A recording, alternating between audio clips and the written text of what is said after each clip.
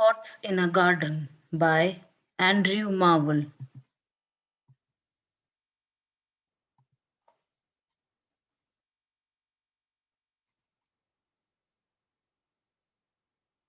Andrew Marvell was born on 31st March 1621 and died on 16th August 1678 at the age of 57. He was an English metaphysical poet, satirist, and politician who sat in the House of Commons at various times between 1659 and 1678.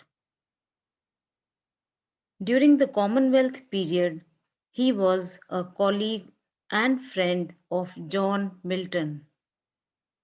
His poems range from the love song to his coy mistress to evocations of an aristocratic country house and garden in upon Appleton House and the Garden, the political address, an Horatian ode upon Cromwell's return from Ireland, and the later personal and political satires Flecknoe and the character of Holland.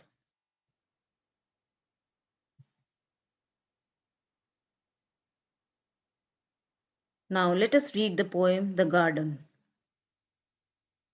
How vainly men themselves amaze to win the palm, the oak, or bays, and their incessant labours see crowned from some single herb or tree, whose short and narrow word shade does prudently their toils upbraid, while all flowers and all trees do close to weave the garlands of repose. Fair quiet, have I found thee here, and innocence thy sister dear? Mistaken long, I sought you then, in a busy companies of men. Your sacred plants, if here below, only among the plants will grow. Society is all but rude to this delicious solitude. No white nor red was ever seen, so amorous as this lovely green. Fond lovers, cruel as they flame, cut in these trees their mistress' name. Little, alas, they know or heed how far these beauties hers exceed. Fair trees, where's sere your barks I wound, now names shall but your own be found. When we have run our passion heat, love hither makes his best retreat. The gods that mortal beauty chase, still in a tree did end their race. Apollo hunted Daphne so, only that she might laurel grow, and Pan did after Syrinx speed, not as a nymph but for a reed. What wondrous life in this I lead! Ripe apples drop about my head, the luscious clusters of the vine upon my mouth do crush their wine. The nectarine and curious peach into my hands themselves do reach, stumbling on melons as I pass, ensnared with flowers I fall on grass. Meanwhile the mind from pleasures less withdraws into its happiness, the mind, that ocean where each kind does straight its own resemblance find. Yet it creates transcending these far other worlds and other seas, annihilating all that's made to a green thought in a green shade, here at the fountain's sliding foot, or at some fruit tree's mossy root. Casting the body's west aside, my soul into the boughs does glide. There like a bird it sits and sings, then wets and combs its silver wings, and, till prepared for longer flight, waves in its plumes the various light. Such was that happy garden state, while man there walked without a mate. After a place so pure and sweet, what other help could yet be meet? But it was beyond a mortal's share to wander solitary there. Two paradises were in one, to live in paradise alone.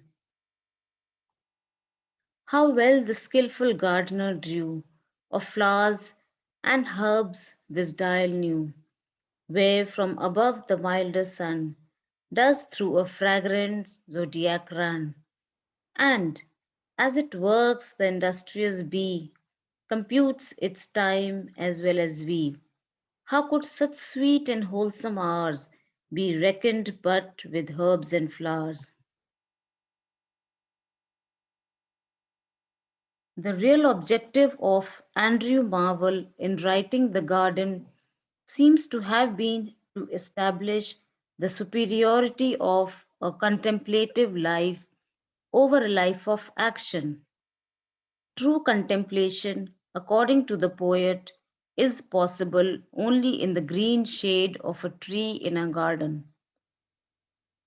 A garden offers quiet and repose, and here only one can enjoy the pleasures of the mind and the soul, as well as the pleasures of the sense. A life of action, on the other hand, is futile, and men make a mistake in spending their time in feverish endeavors in order to win honors in different fields of life. The poem presents the beauty of a garden wonderfully. The Garden by Andrew Marvell illustrates the calm and pleasant beauty of a garden. The poetic persona seems to be walking in a garden one day. As he walks, he finds heavenly beauty emanating from the trees, herbs, and flowers. In this world where all things are prone to decay, the beauty of nature remains constant. The eternal beauty of the garden makes the poet thoughtful about the beauty of biblical paradise.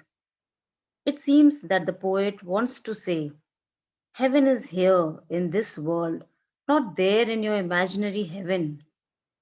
The poem progresses with its own pace like a man walking through a garden, waiting and feeding himself with what he observes. The scenic magnificence of the garden is an added gift with the description that the poet illustrates. The themes of the poem are natural beauty, poetic imagination, and spirituality. Here in the poem, Marvell seems to be a priest of nature. He finds himself in an ambience that gives a soothing sensation to his soul. He cherishes each moment in the slow journey through the garden. It is not that the subject matter of the poem only revolves around the garden. The poet captures nature as a whole, and the garden is a part of it. By using his poetic imagination, Marvell simply mesmerizes the readers.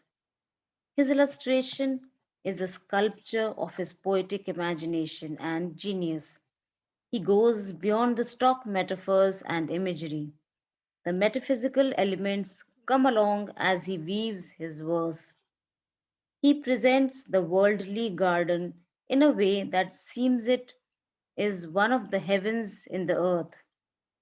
As there are many such gardens, there are several other abodes on earth too. Last but not the least, the theme of spirituality comes knocking at the mind's door. The beauty of the garden helps the poet to attain a state of trance. The poem is nothing but a spiritual contemplation on the grace of the garden.